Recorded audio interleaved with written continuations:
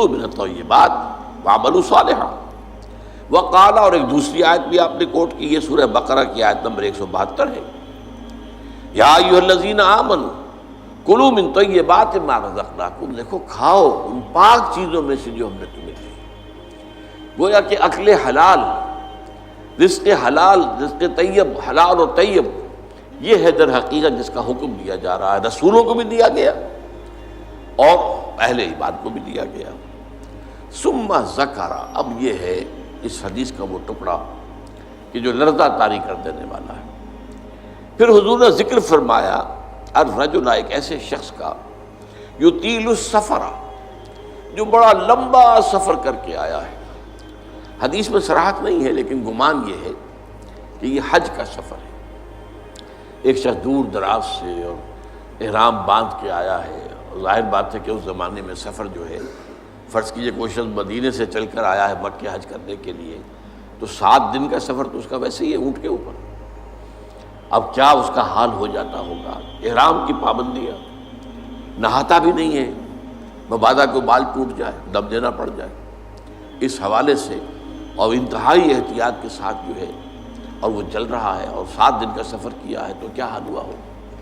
کپڑے میلے بوسیدہ، احرام میلا اور بوسیدہ ہو گیا ہوگا، بالوں کے اندر جو ہے وہ پراگندہ ہوں گے بال، اب اس کے اندر جو ہے وہ چونکہ کوئی نہ کوئی تیل ڈالا گیا، نہ خوشبو ڈالی گئی، نہ اسے انہیں جو ہے دھویا گیا، تو فرمایا ثم ذکر الرجل یطیل السفر اشعث اغبر، بال پراگندہ بھی ہے اور غبار آلود بھی ہے، اونٹوں پر سفر کیا ہے۔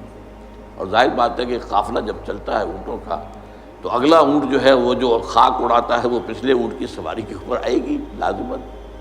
گھوڑے جب دوڑتے ہیں تو ان کے سموں سے دوڑنے والی خاک ہے وہ ظاہر بات ہے کہاں جاتی ہے، سواروں پر بھی آتی ہے۔ یمد یدیہ الی السماء، وہ اپنے دونوں ہاتھ اٹھاتا ہے آسمان کی طرف، یا رب یا رب، اے میرے پروردگار اے میرے پروردگار۔ اب اس میں میرے سامنے جو نقشہ آتا ہے وہ تو جبل رحمت، اب وہاں پہنچنے کے لیے لوگ بڑی محنتیں کرتے ہیں، یہ کہ وہ چھوٹی سی پہاڑی ہے اس پر جانے کے لیے، اور وہ کہیں سب سے اونچی چوٹی پر پہنچ کر کوئی شخص ہاتھ اٹھا کر کھڑا ہے، یمد یدیہ الی السماء یا رب یا رب، یا فرض کیجئے کہ وہ بیت الحرام میں ہے، مسجد حرام میں ہے، خاص خانہ کعبہ کے سامنے پکار رہا ہے اللہ، وَمَطْعَمُهُ حَرَامٌ، حال یہ ہے کہ جو اس کا کھایا ہوا ہے پیٹ میں وہ حرام ہے، وَمَشْرَبُهُ حَرَامٌ، اور جو اس کا پیا ہوا ہے وہ بھی حرام ہے، وَمَلْبَسُهُ حَرَامٌ، اور جو اس کا لباس ہے احرام، بہت قیمتی تولیوں کا وہ جو احرام ہے وہ بھی حرام کی کمائی سے آیا۔ وَغُذِیَ بِالْحَرَامِ، یہ سب سے آخری ٹکڑا سب سے اہم ہے، حرام کے ذریعے ہی غذا پائی ہے اس نے، اس کا تن و توش جو بنا ہوا ہے وہ حرام کی غذا سے بنا ہوا ہے۔ فَأَنَّىٰ يُسْتَجَابُ لِذَٰلِکَ، تو اس شخص کی دعا کیسے قبول ہو؟ قبولیت دعا کے اندر سب سے بڑی رکاوٹ اکل حرام، آپ دعا کرتے رہے اللہ سنے گا ہی نہیں۔ انا یستجاب، کہاں سے کیسے قبول کیسے ہو؟ وہ تو تم خود اپنی اس دعا کے راستے میں سب سے بڑی رکاوٹ ہو۔ تم اپنی آمدنی کا جائزہ لو، غور کرو، اس میں کمائی کے اندر کوئی حرام تو شامل نہیں ہے، کوئی ناجائز طریقہ تو شامل نہیں ہے، کوئی براہ راست سود کا عنصر تو نہیں ہے، بالواسطہ سود جو ہے وہ تو نہ میں بچا ہوا ہوں نہ آپ بچے ہوئے، پورا ہمارا معاشی نظام جو ہے وہ سود پر مبنی ہے۔ ایک گندم کا دانہ بھی ہم کھاتے ہیں تو اس میں سود ہے، اس کے لیے بیج خریدا گیا سودی قرضے پر، اس کے لیے فرٹیلائزرز خریدے گئے سودی قرضے پر، اس کے لیے پیسٹی سائڈز خریدے گئے سودی قرضے پر، ٹریکٹر خریدا گیا سودی قرضے پر، تو ایک ایک دانے میں سود ہے۔ وہ سود تو میرے اندر جا ہی رہا ہے، اس کے بغیر تو چارہ نہیں ہے۔ یا ہوا میں، جیسے کہ حضور نے فرمایا صلی اللہ علیہ وسلم کہ ایک زمانہ آئے گا کہ چاہے کوئی شخص سود کھائے گا نہیں، لیکن سود کا غبار یا دھواں، غبار یا دخان کا لفظ ہے دھواں، اس کے اندر ضرور جائے گا۔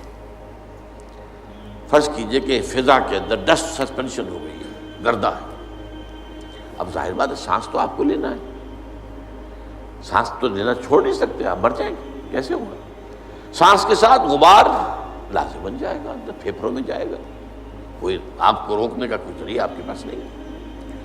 یا کہیں جو ہے جو دھواں بھر گیا ہے، فرض کی جیسے آگ لگتی ہے بڑی اونچے ہوٹلوں کے اندر، 14ویں منزل کے اوپر جو ہے آگ لگی ہے، کمروں کے اندر دھواں بھر گیا، کہاں جائے لوگ؟ 14ویں منزل سے چھلانگ لگائیں تو ویسے ختم، ہڈیاں جو ہے اس کا چورا ہو جائے گا۔ بہرحال جو بھی شکل جو بیتتی ہے، تو سانس تو لینے پر مجبور ہے، جب تک بھی سانس آئے تو دھواں اندر جائے گا۔ یہ دور وہ ہے کہ جس کی فضا میں سود موجود ہے، اور وہ فضا کے اندر جو سود ہے وہ ہم سانس لے رہے ہیں تو ہمارے اندر جا رہا ہے۔ اس پہلو سے بالواسطہ انڈائریکٹ سود سے تو آج کوئی بھی بچا ہوا نہیں۔ البتہ ڈائریکٹ سود جو ہے وہ تو ظاہر بات ہے کہ آپ کی مرضی سے ہے، آپ نے سودی قرضہ لیا ہے اپنا کاروبار بڑھانے کے لیے، بھائی جتنی پونجی تمہارے پاس ہے اس سے کاروبار کرو۔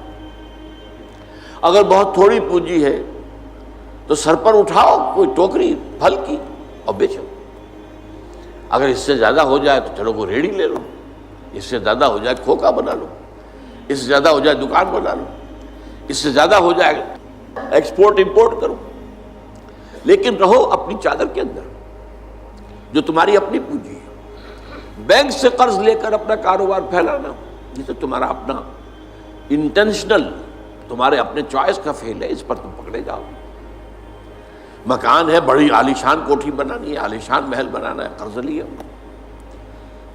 زندگی گزارنے کے لیے چھت میسر ہو سر کے اوپر گزارا کے قابل جو ہے سکونت آپ کے پاس ہو تو بہت ہے۔